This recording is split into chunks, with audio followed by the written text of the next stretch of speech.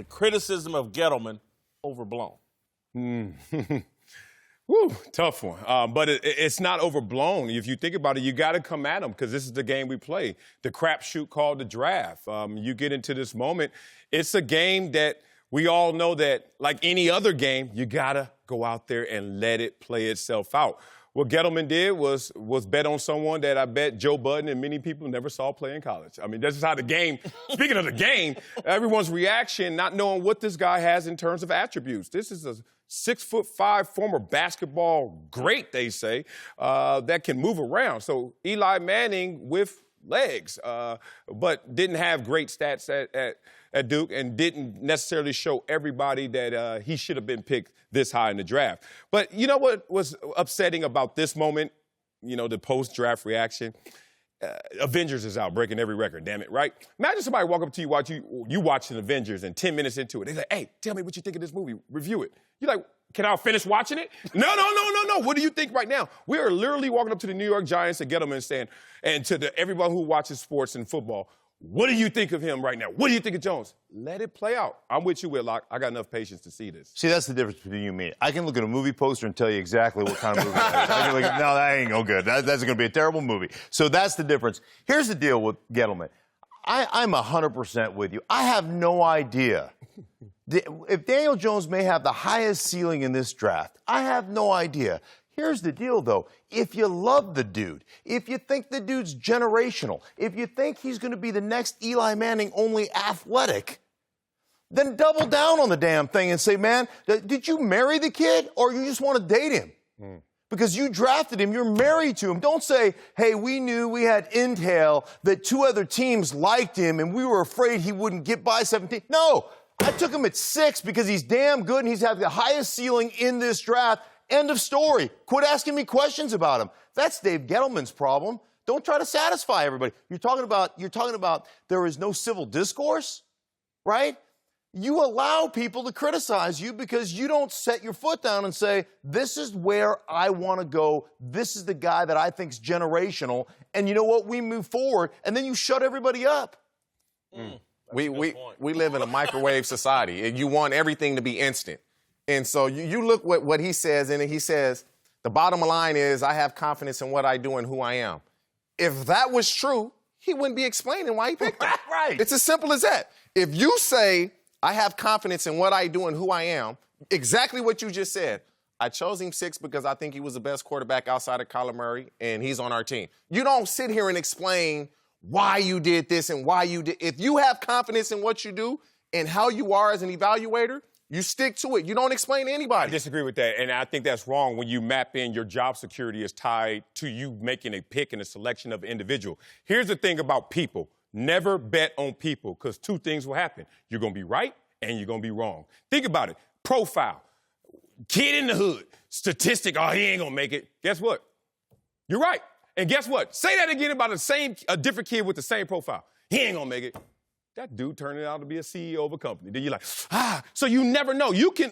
We just had conversations about there are no surefire picks when you look at it in terms of that. So why would you do that? When you're talking NFL draft, it's easy for me to pick the guy that everybody thinks is good because if he's a bust, we all thought he was the best. Yeah. So I can cover my butt that way and say, oh, we all thought Kyler Murray was the #1 quarterback. So if he's a bust with the Cardinals, so be it. Everybody thought he was the best. Nobody thought Daniel Jones was the 2nd best quarterback. Nobody. And that's why except for him. That's why he won't go in, like you guys said, with full confidence. And that's the thing.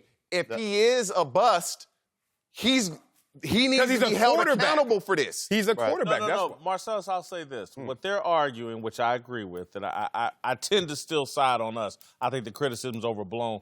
But coaches tell you all the time as defensive players, oh, I can live with a mistake, an aggressive one.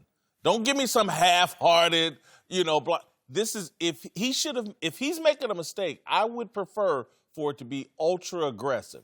I believe in this quarterback. this is why I made this None decision. of you guys will ever be the agent of a coach or general manager because that's not professionalism at his job, at his level. Professionalism at his level is risk averse. That means make the selection, actions speak louder than words, and then keep it close to the vest, everything else. Because when we write this story, whether it's a good story or bad story, we're going to marry you to this. So he's trying to say, look, marry me to the pick. And if he blows up, that's what I picked. And if you marry me to the pick and he doesn't and he fails, guess what? Well, you know what? I made it a choice. It was a risky choice. It didn't work out, but we're going to recover. He's already doing what you need to do in that position. He ain't going to get another chance. No. Oh, no, he will. Please. If you think about why wouldn't he get another chance? He's not been a part of the Giants in the last 2 years when they only won 8 games. That's not on his record. He's coming in to change things around. So if you're Gettleman, you're like, I don't have a clean slate because my reputation precedes me from Carolina, but also all of this issue with the Giants is not all on my resume. Yeah, I think the one thing you have to understand is Dave Gettleman, and Dave was in Denver when I played in Denver. Dave is a build the team from the inside out. That's his philosophy. He departed from his philosophy. If you're going to depart from your philosophy, you say, I departed from my philosophy because I found a generational player. End of story. Here's the other thing. Here's the other thing. I didn't feel like taking 17 and trading up. You know why? Because when I took this team over, it was in a shambles. And we need as many draft picks as possible. We need draft capital, and we've got to use that draft capital. So I took my franchise quarterback, my generational quarterback at 6. It's going to take a couple of years, but that's where I went, and then I got another good player at 17. End of story. All right, there's a second layer to this because it's not just that Daniel Jones wasn't expected to go that high.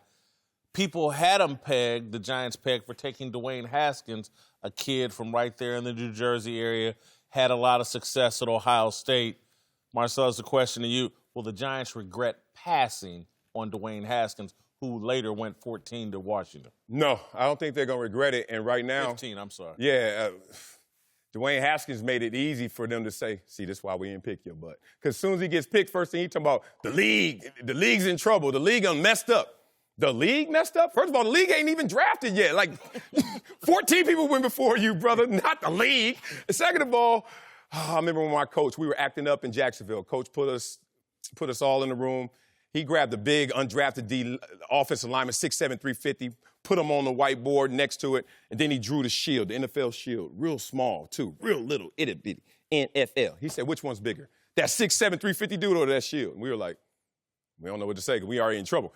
He said, that shield. Don't ever think you bigger than the damn shield. Don't ever think you bigger than the league. Like, what you're doing, Dwayne Haskins, is doing what Josh Rosen did. How'd that turn out in terms of conversation? Because when they find something comparable to you, then they start looking at other variables and attributes and elements, and this is what you're doing. You're giving them fuel to the fire of not really sold on the professionalism of Dwayne Haskins. I don't think they're going to regret not drafting Dwayne Haskins. And it's not because of what you said. Dwayne Haskins was a one-year starter at Ohio State. It's unknown. You don't know how good he's going to be. And for me, I like the fact that he said the league done messed. We want our athletes to be honest, but when you say how you feel, it's a problem. It's the same thing with Josh Rosen last year. If I feel the league is messed up, and he said that because his feelings was hurt that the Giants drafted Daniel Jones and not him, that's why he was directing it at the Giants. But guess what? You're going to get to play them twice a year now. So you can really prove your point if they really, it wasn't the league, it was the Giants he was referring to. Well, it's hard to say. It's hard. He started 1 year at Ohio State. Right, not enough. A quarterback that starts 1 year in college football, his success in NFL is not high. Right. 50 touchdowns, though. He did put up big numbers. I'll tell you this. When you look at the direction the league is going in, would you rather have a pure pocket guy, and I think you still win championships with the pocket guys, but a guy that can manipulate the pocket, a guy that can move 6'5" and can flat out run, that's Daniel Jones, threatens the edge. And as far as a transitional aspect to the quarterback position, it gives you a smoother or easier transition when you can actually run some RPOs, run some read option stuff, get on the edge of a defense, because it gives you something else that you have to prepare for as a defensive end, as an outside linebacker, as a safety, and it opens up some of your run game. So it'll take some pressure off him initially. I'm not saying long-term it's better, but in the short term, it's probably better to have a great athlete back there. And so I just want to be clear because people do have stereotypes. Daniel Jones is the better athlete Correct. Dwayne Oh, by Haskins. far. Yeah. Haskins is By a pure far. pocket guy. Listen, I'll say this. I don't. The spirit coming into the NFL to me should always be humble. Thank you. Always, because the league has humbled so many people. We've seen so many guys at the top of the draft or first-round guys that don't pan out.